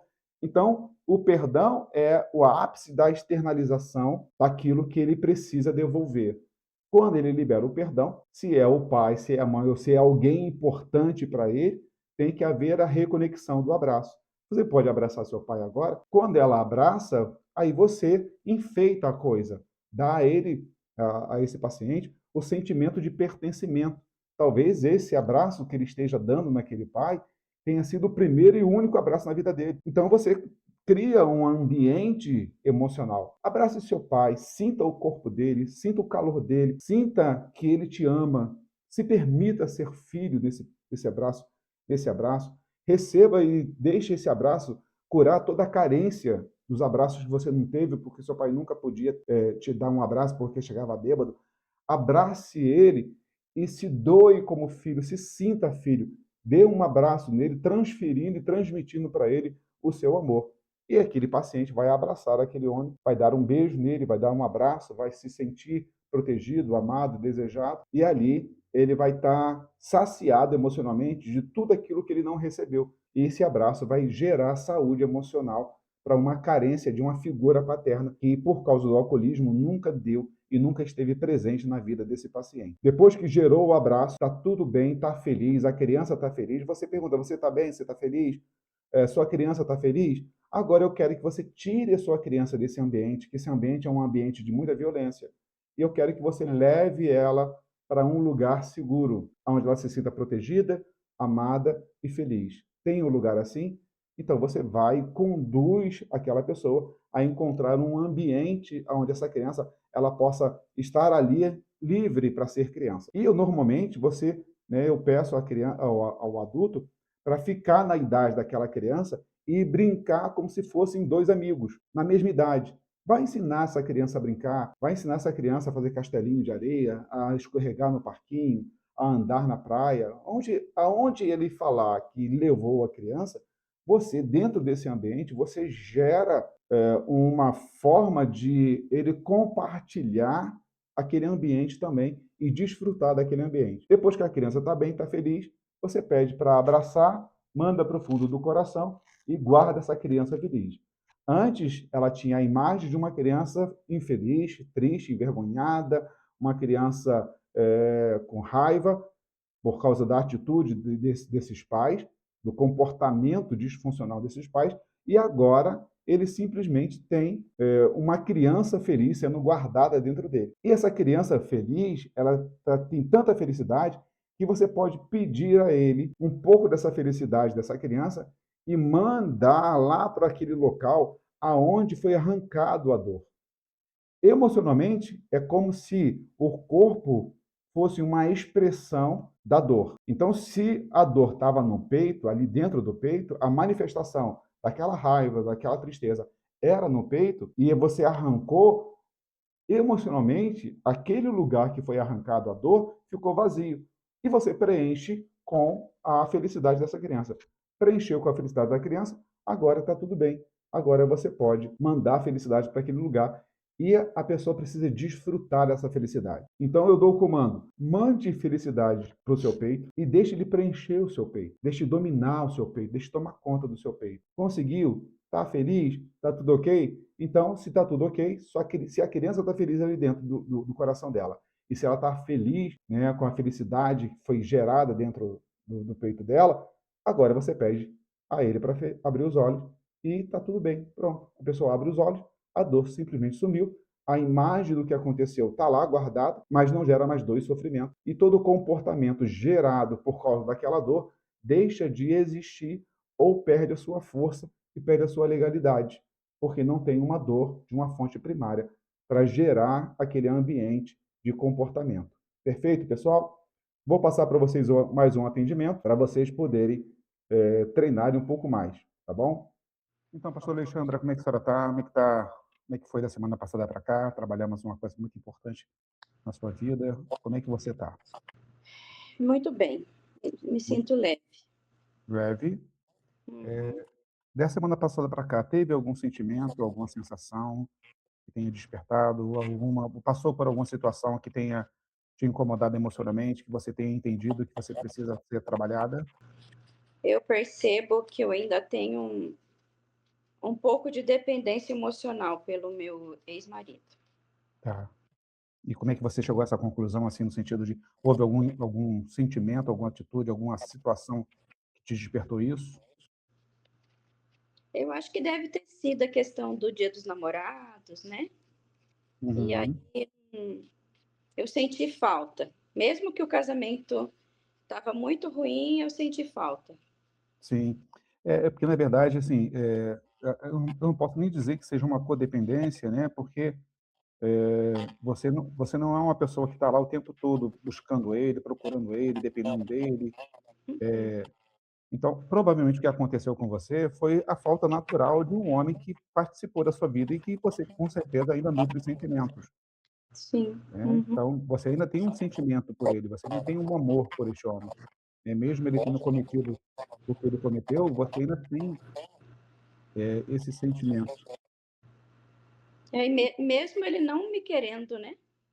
mesmo ele não te querendo, né. Hum, Então ainda é uma questão de desapego, né. hum, Mas o que que a gente pode fazer? A gente pode procurar lá atrás, situações aonde você tenha, aprendido a esse apego, onde você tenha se colocado nesse lugar de apego, uhum. tá. Porque normalmente a figura do marido, para uma mulher, ela representa a figura paterna, né. E Sim. eu quero ver como é que está essa situação emocional com relação ao seu pai, né. Como é que está esse apego emocional ao seu pai, tá, para a gente poder ver se tem alguma transferência entre a figura do pai e a figura do seu marido hoje. Sim, porque apesar do casamento ter sido muito ruim, Uhum. mas que ele eu não posso falar, mas assim, as atitudes dele beiravam o narcisismo, mas Tá. eu sinto falta ainda. Sim, então aí a gente precisa trabalhar nisso, tá bom? Porque se Uhum, esse casamento não foi um casamento que te gerou satisfação, não foi um casamento bom, apesar de ele ter cometido o erro, então a gente tem que entender por que que você ainda está presa a essa necessidade de ter esse homem de volta, uhum, tá bom? uhum. Deixa eu te fazer uma pergunta, como é que foi a tua relação com o seu pai? Quando eu era bem pequenininha, ela era boa, eu era muito apegada a ele, mas aí com o tempo eu senti que ele foi abandonando, não fisicamente, porque ele sempre teve ali dentro da casa, mas ele começou a abandonar, porque ele começou a buscar os seus próprios interesses, as traições, outras coisas que ele escolheu para ele, mesmo dentro de casa. Sim. E você viu essas traições, Sim. Uhum. você Sim, participou delas. porque a minha mãe me levava para. Teve uma vez que a minha mãe foi tirar ele de dentro de um bordel e ela me levou junto. Sim. Nós já trabalhamos uma cena dessa Sim, parecida, foi essa tá. cena? Aham, sim. Essa cena ainda te causa dor e sofrimento? Não, não, Não. Tá. não. Então a gente não você não está presa a essa cena, então deve ter outra cena em que Uhum, você está fazendo a relação do seu pai e do seu marido. É importante você ver o paralelo entre o seu pai, o comportamento do seu pai e os pares. Você, né, o seu inconsciente procurou os pares. Você procurou um homem tão tóxico e tão narcisista quanto o seu pai, uhum, sim. não é verdade? Do jeito que ele fazia com a minha mãe, o meu marido fez pior comigo. Fez pior, né? Então, Pior. a probabilidade que deve ter acontecido é que na sua infância você olhou para sua mãe e viu a sua mãe, de uma certa forma, frágil, Uhum, e em cima dessa fragilidade, você se colocou no lugar de dizer para você mesma que você seria mais forte do que ela, que você teria uma estrutura, que você casaria com um homem que seria diferente dele, mas que quando você casa com este marido, você encontra a mesma situação, mas você está fortalecida porque você aprendeu a conviver com essa situação. O seu inconsciente já sabe como se adaptar a uma mulher que sofre com traição, de um homem que abandona, um homem tóxico. Então, é claro que você procurou exatamente um homem que para o seu inconsciente, era fácil lidar. Sim. O problema é que normalmente as pessoas elas pegam, arrumam os parceiros parecidos, achando que com elas vai ser diferente, que elas são melhores, que elas são mais fortes, que elas são mais capazes, Eu e que acho elas que vão comigo nem foi assim de achar que eu era mais forte, era porque como eu estava na igreja, eu achei, como eu casei com um rapaz da igreja, filho de pastor, né, neto de pastor, que comigo seria diferente por conta disso. sim, sim. Então, a questão da igreja e dele ser um filho de pastor, só fortaleceu, o entendimento de que eu sendo evangélica, ele sendo filho de pastor, eu vou conseguir ser diferente, Sim, tá aham, bom? sim. Mas é Uhum. claro que provavelmente ele deve ter dado sinais para você desse comportamento dele, que você ignorou ou se não ou se enxergou, você achou que por ser crente, por ter Jesus, por ele ser pastor, isso não iria atrapalhar, iria mudar com o tempo. Foi assim que aconteceu? Eu acho que eu nem conseguia perceber, porque aquilo era muito normal para mim. Ah, sim, sim, é verdade. Normal. É tipo, é Era é o normal. jeito dele, ele é assim mesmo. Sim, E aí, ontem eu estava fazendo uma reflexão, que todas as vezes que eu vou falar alguma coisa, eu falo assim: "Ah, eu fazia isso com o André", André é meu filho. "Ah, eu fazia tal coisa com o André". Aí eu parei para pensar que eu não fazia quase nada com o meu marido. Assim, ele era emocionalmente ausente para mim e para o meu filho. Então é como se sim, eu fosse uma viúva de um marido vivo.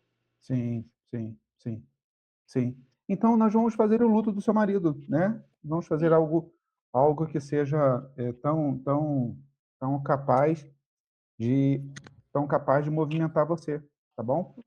Agora, é claro que, a gente está fazendo um luto de um homem vivo, né, a gente Uhum, tem que sepultar esse marido vivo. Então o que que eu preciso? Eu preciso apenas que você faça primeiro o sepultamento do seu pai, porque você precisa primeiro abandonar a imagem e a crença que você tem do seu pai para que você possa se desfazer desse marido. uhum, Porque o que reforça você com relação ao seu marido é exatamente aquilo que você viveu com seu pai e que você acredita que pode ser capaz de viver, de uma forma, melhor. Por que que eu preciso tirar a questão do pai? Porque, né, você é uma mulher que foi traída, perante a Bíblia você está livre, né, se caso você queira, ter um novo relacionamento. O problema é que se você não tiver sido curada, o próximo parceiro, se Deus enviar, você poderá escolher exatamente como o seu marido, porque você não está curada, tá bom? Então você vai trocar apenas de pai, né. era tão tóxico isso, só que eu não identificava isso. Aí, para mim, os relacionamentos que eram calmos, que eram normais, que tinha presença, para mim, era um relacionamento chato, um relacionamento errado, na Sim, minha sim, visão. sim. Porque o relacionamento normal, feliz, o relacionamento de pessoas boas, para você era chato, por quê? Porque o seu inconsciente, isso era novo para você, viver isso é novo para você. Então o seu inconsciente procurava aquilo que para ele era confortável. Ele já sabia se adaptar, que era a relação do seu pai. Sim. Uhum, Então o que nós vamos fazer? Nós vamos primeiro trabalhar o seu pai, tá bom? A imagem do seu pai, tá bom? uhum. Eu quero que você volte e procure por uma cena, peça ao Espírito Santo para te levar numa cena onde você está vendo o seu pai tóxico, onde você está vendo o seu pai indiferente. Eu quero que você procure a pior versão do seu pai com relação a você e sua família. Sim. Que cena é essa? Me conta o que está acontecendo. Ele foi levar o filho da amante para minha mãe cuidar enquanto ele ia ficar com a amante. Está vendo a cena? Sim, aham. Como é que está a recepção dessa mãe com relação a esse menino? Muito revoltada. Sim. O que mais? E aí ele para por causa da amante, ele agradava muito o filho dela e coisas que ele deveria fazer conosco, ele fazia com ela e com o filho dela. sim. Mas é importante você ver a passividade dessa mãe, tá vendo? Sim. Uhum. Apesar dela estar revoltada, ela se submete a isso, ela se sujeita a isso. Sim, sim. E você está aprendendo isso. Você está Ela aprendendo que ela mulher, sempre reclamava, mas fazia. sim, isso está gerando uma crença, uma imagem dentro de você, de que mulher, apesar de se revoltar contra a situação, ela aceita. E por que que a sua mãe aceitava? Procure, veja na cena. Veja e compreenda na cena. Porque nós éramos pequenos, Sim, ela era dependente financeiramente do meu pai, sim, e porque ela sempre teve a crença de que casamento era para sempre, sim. E quais foram as crenças que ela gerou em você? Procure aí. que o o casamento é para sempre, independente do que aconteça, Sim, que quem faz um bom casamento é a mulher, sim, mas no sentido de que a mulher tem que se submeter sim, para poder suportar um casamento, e de que o sofrimento justifica ter um pai dentro de casa. sim. Quando você vê essa cena, olha para essa cena, quais são os sentimentos que vêm dentro de você? Injustiça, Perfeito. de abandono, Sim, de humilhação sim, e de ver a minha mãe rejeitando a si mesma para poder colocar o casamento acima de qualquer situação. sim. Tá vendo ela se anulando? Sim, uhum. Eu quero que você traga esse sentimento forte em você, esse sentimento de injustiça. Traga Ela esse se sentimento. culpava, depois ela descontava em nós. Sim, perfeito. Eu quero que você traga todos esses sentimentos que você acabou de dizer para mim, traga forte em você. É uma sensação de que algumas pessoas nasceram para ser felizes, mas eu não. Sim, isso. Traga isso forte. Traga essa crença forte em você.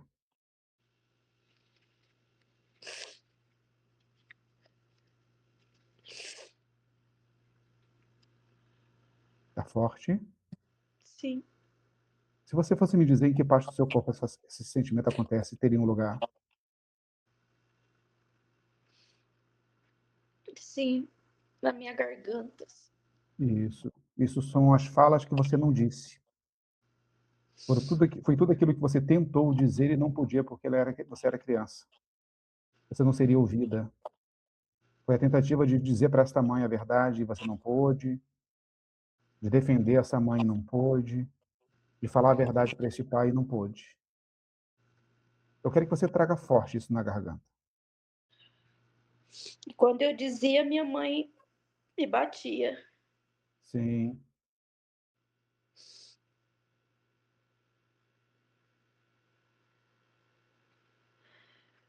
traga forte.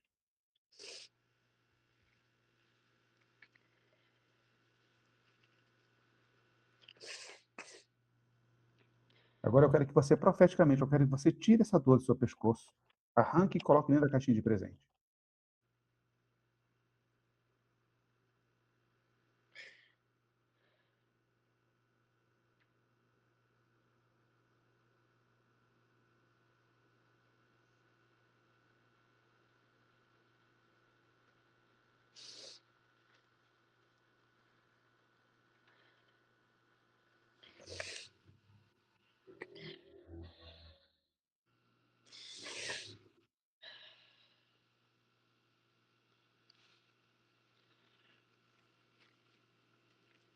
Sim. Agora eu quero que você entre na cena e se aproxime da sua menina e leve essa caixinha de presente.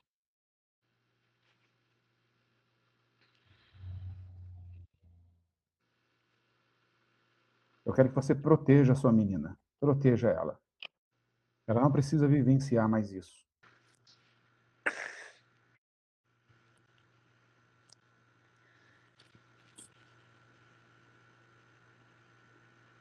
A minha vontade, a minha vontade é fugir, desaparecer desse lugar.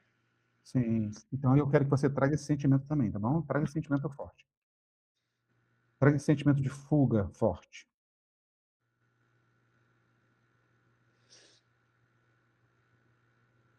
Nós vamos arrancar esse sentimento também que ele não te pertence, tá bom? Esse sentimento quem causou foi o seu pai e a sua mãe. Seu pai com toda a sua falta de caráter e a sua mãe com essa disponibilidade de simplesmente se anular.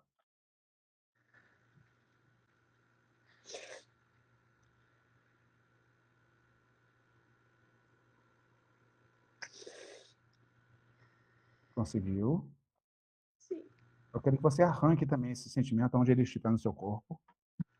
Arranque ele e coloque na caixinha de presente.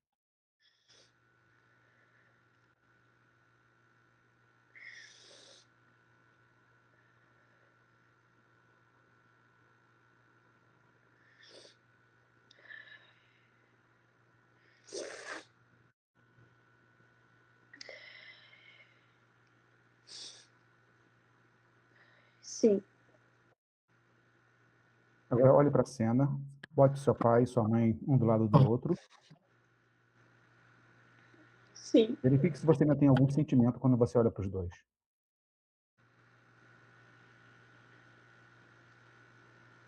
Procure pelo sentimento de fuga, de que você quer desaparecer desse lugar. Procure pelo sentimento de afronta, pelo sentimento de anulação. Qualquer sentimento que essa cena tenha causado em você. Veja se tem alguma coisa aí.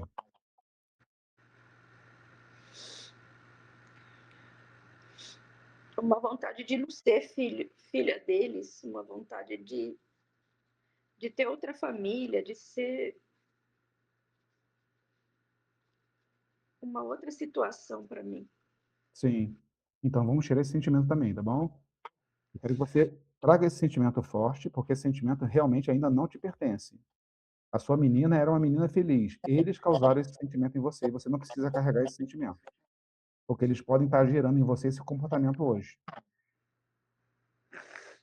E você não precisa mais carregar isso. Traga forte esse sentimento. Porque aí essa menina ela está fazendo uma desconexão com essa família. Ela não quer viver dentro dessa casa. Ela está desconectada com essa família. O sentimento dela de revolta é tão grande que ela não quer mais pertencer a essa família. Então ela está se desligando emocionalmente. E família, apesar de tudo, ainda é importante. Mesmo com seus erros, seus acertos. Ela precisa de uma família.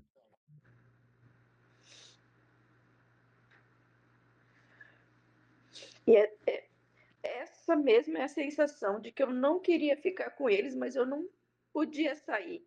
Eu não conseguia sair. Sim, sim. É porque essa menina está muito envolvida no problema deles. Ela está muito envolvida no problema, na dor dessa mãe. Ela está tomando as dores dessa mãe. Ela está vendo a mãe sofrer quieta, calada, e ela está se sentindo no dever e no direito de fazer alguma coisa. Como ela não pode, ela se sente à vontade para querer sair dessa casa, porque ela se sente inoperante, impotente. Faz sentido isso? Sim. Então eu quero que você pegue esse sentimento, eu quero que você arranque esse sentimento também.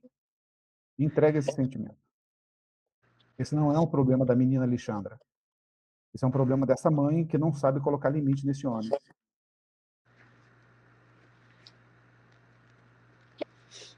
Eu quero que você tire esse sentimento e coloque na caixinha de presente.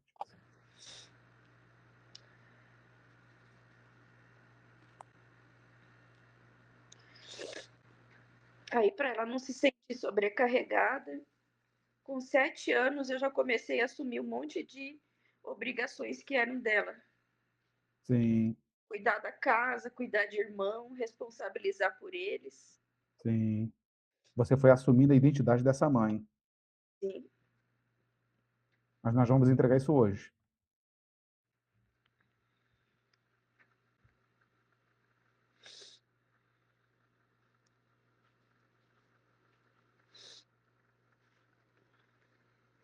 E eu Está só tirando queria, o sentimento? eu só queria ser uma criança normal, brincar e fazer coisas de criança, me preocupar com coisas de criança. Sim. É porque ela se envolveu no problema dessa mãe.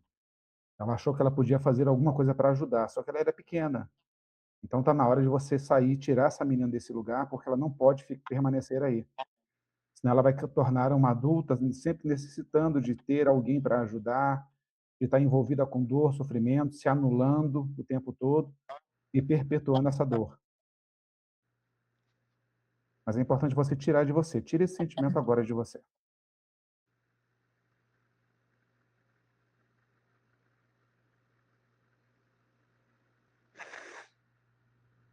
Isso, vai entregando essa dor, tá bom? Você não precisa mais carregar. Entregue. Deixe ela sair de você livremente. Não precisa fazer esforço. Apenas desista desse sentimento.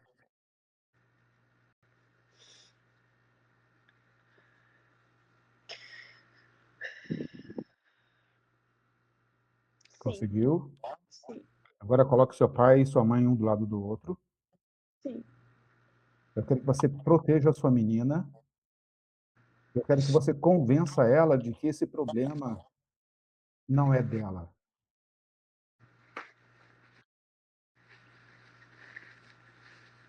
Eu quero que você mostre, depois de tudo que nós conversamos, eu quero que você mostre para ela que esse lugar e essa identidade não é dela.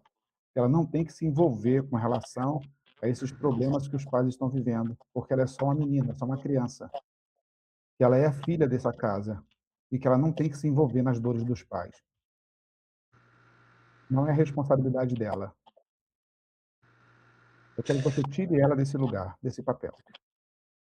Convença ela.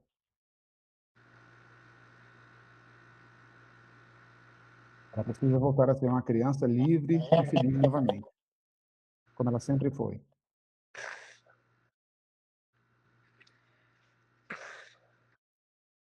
sim. Como ela está,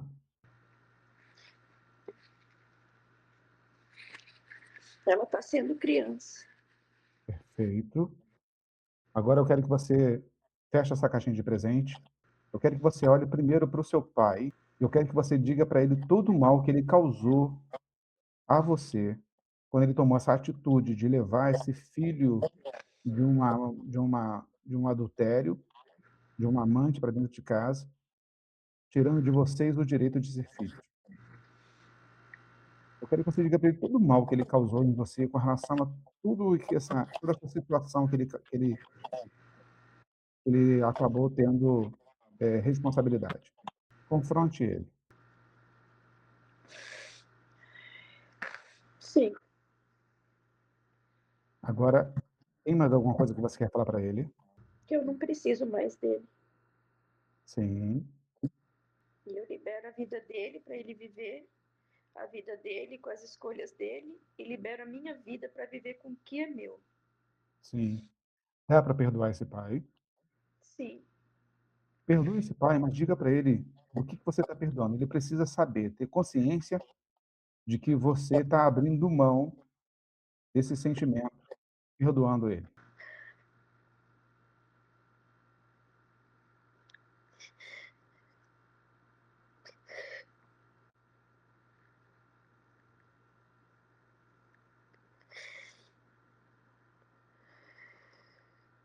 Que sentimento é esse?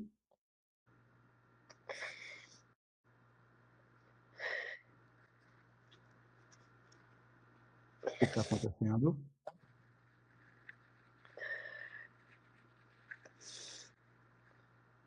eu tô falando para ele da dor que ele causou no meu coração. Sim, sim. Verifique seu coração se ainda tem dor.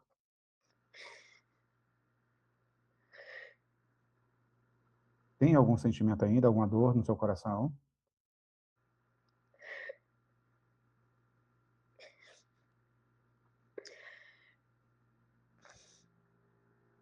De amar e não se amar.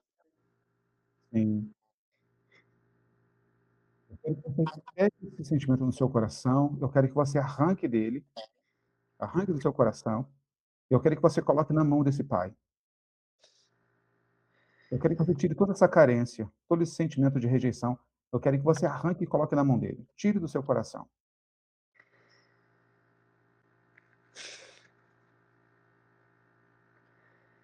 Peça ele para estender as mãos e coloque na mão dele. Devolva para ele.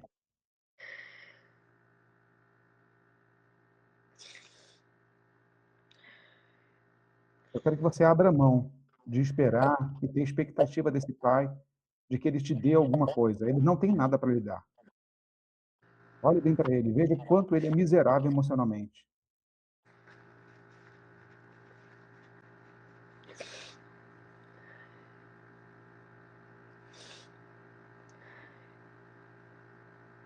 Eu não quero mais receber migalhas de afeto. Isso.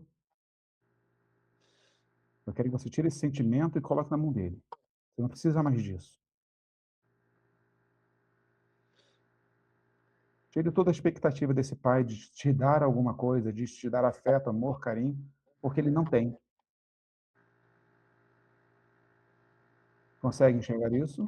Sim, E além dele não querer, além dele não ter, ele também não quer, porque ele não faz esforço nenhum com relação a vocês. Mas isso não tem nada a ver com você, não tem nada a ver com a menina Alexandra. Tem a ver com a incapacidade dele de amar vocês. Consegue entender isso? Faz sentido? sim, Então eu quero que você desista. Desista de receber desse pai algo que ele não tem para te dar. sim. Tem algum outro sentimento que você quer devolver para ele?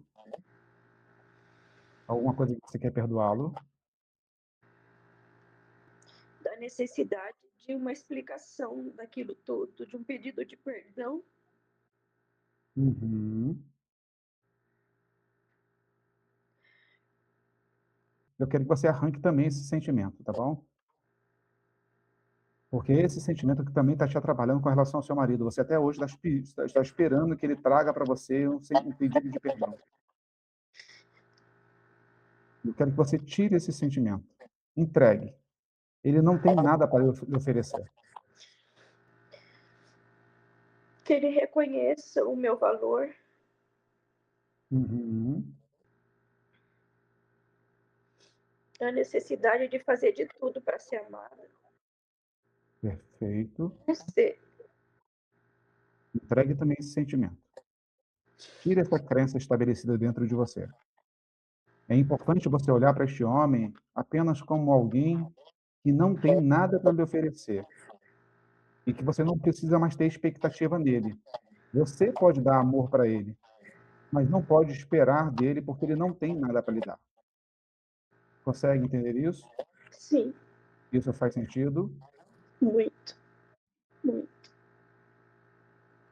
Mas você pode amá-lo como filha, você pode honrá-lo, mas não pode esperar nada dele, porque ele não tem para lhe oferecer. E eu quero que você desista desse sentimento.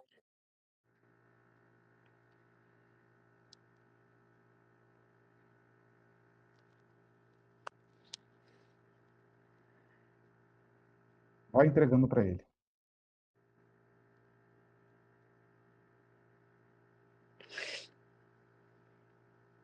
A sensação de que se eu desistir disso, não vai ter mais nada que nos ligue. Sim, vai ter o amor de Cristo, o amor em Cristo. Se tem alguma coisa que a gente pode dever um ao outro, é o amor. Ele não tem nada para lhe dar, para lhe oferecer, mas você tem muito para oferecer para ele.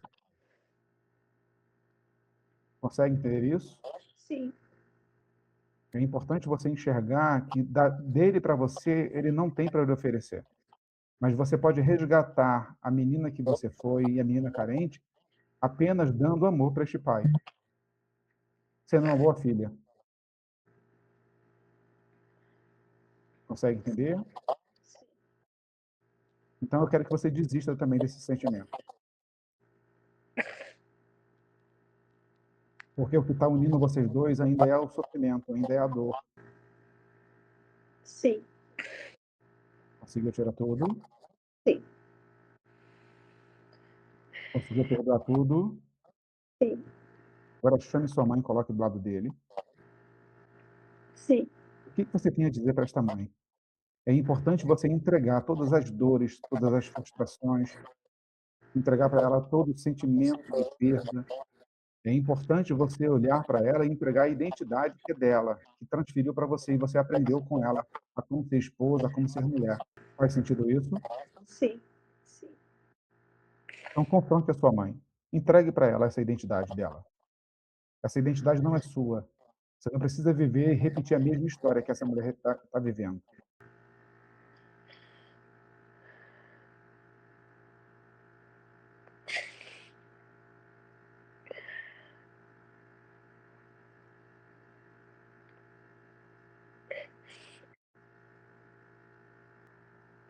Diga para ela que você tem a sua própria identidade. Você não precisa mais viver a história dela.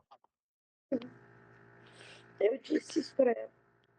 Conseguiu? Agora eu quero que você traga seus irmãos, coloque do lado da sua mãe e traga o filho da amante e coloque do lado do seu pai. Sim, É importante você olhar para essa família e enxergar que não é responsabilidade sua, não é um problema seu. Você nessa casa não é o pai nem a mãe de ninguém aí, você é apenas a irmã desses irmãos, e que você não tem vínculo nenhum com esse menino, que é filho da mulher de prostituição. Agora eu quero que você entregue essa família para esse pai e para essa mãe. Entregue esses filhos. De quem são esses filhos? sim, Esses filhos são seus? não, Foi você que fez com que o seu pai e sua mãe tivesse tido filhos? não, Então não tem nada a ver com você, tem a ver com eles. Tem a ver com a escolha da sua mãe, que escolheu este pai, e tem a ver com este pai que escolheu essa mãe. Foi você que apresentou os dois? não, Foi você que fez eles se casarem?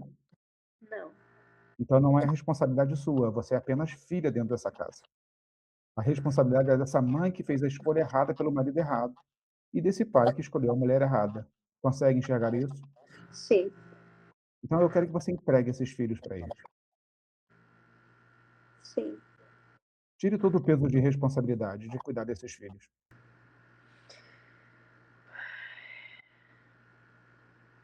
sim, É importante você carregar desse pai e dessa mãe apenas as coisas boas. Isso você vai potencializar. Mas aquilo que é podre deles, aquilo que é ruim deles, você vai devolver agora, tá bom? sim, Verifique o que você tem a devolver para esse casal. Você trouxe na sua bagagem como mulher, como esposa. Eu quero que você simplesmente entregue para eles, porque isso foram eles que te ensinaram e foi a construção de família que eles fizeram, que não tem nada a ver com você. Entregue para eles.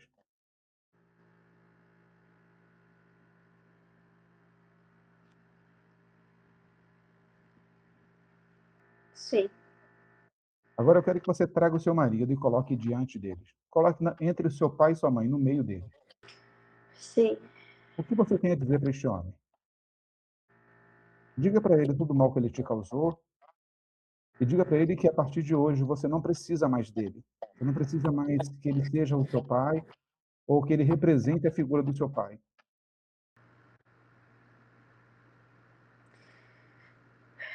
sim,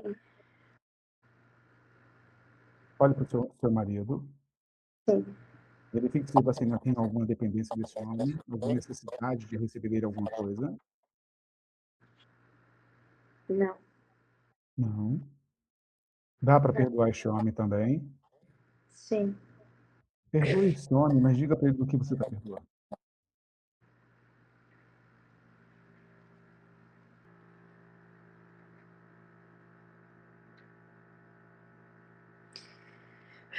sim. Eu não tenho mais dificuldade de colocar limite, de falar não, de não aceitar o que não é meu. Perfeito. Sim, Sua menina está feliz? sim, sim, Agora eu quero que você dê um abraço nessa menina feliz. Eu quero que você mande ela lá para o fundo do seu coração. Lá você vai protegê-la para que ninguém mais possa dar uma identidade para ela que não seja dela. sim, Aí dentro ela não vai pegar mais responsabilidade com ninguém que não seja de importância para ela e que seja de responsabilidade dela. sim, Conseguiu? Ela está feliz aí dentro? muito. Pegue um pouco da felicidade dela, eu quero que você mande lá para sua garganta, lá de onde você tirou aquele sentimento ruim. Deixe esse sentimento tomar conta desse lugar. Conseguiu? Sim, Deixa sua menina aí. guardadinha e volte para cá. Sim, Ok, Alexandra, parabéns, tá bom? sim, Viu como é que estava atrelado ao seu passado, o seu presente atrelado ao seu passado, a figura do marido e do pai parecidos, a figura da mãe e você como esposa parecidos, e as mesmas dores. e as mesmas dores.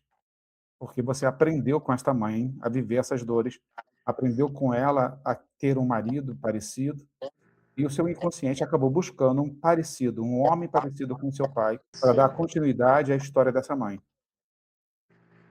sim. tá bom? Como você se sente? Leve, aliviada. Sim. Quer falar mais alguma coisa? Eu tinha muita dificuldade de colocar limite, de falar não. Eu simplesmente não conseguia. E quando eu falava, eu sentia culpa. E aí, hoje, no meio, enquanto eu entregava para o meu pai, para minha mãe, as coisas que eram deles, eu consegui me ver colocando limite, falando não e assumindo só o que é meu. Perfeito, perfeito. Parabéns. Você é uma mulher que tem uma capacidade incrível de ressignificar. Tenho certeza que muitas coisas na sua vida vai mudar a partir de hoje, tá bom? Amém. Em Você, nome se você já estava feliz, leve e já estava, se colocando nesse lugar de saúde emocional, muitas coisas vão se desenrolar a partir de hoje, Amém. tá Amém. bom? Mais uma vez, muito obrigado, tá? Graças a Deus, obrigado por tudo. Obrigado pela sua disposição, pelo seu carinho, pelo seu cuidado, né, de entregar sua vida para nós.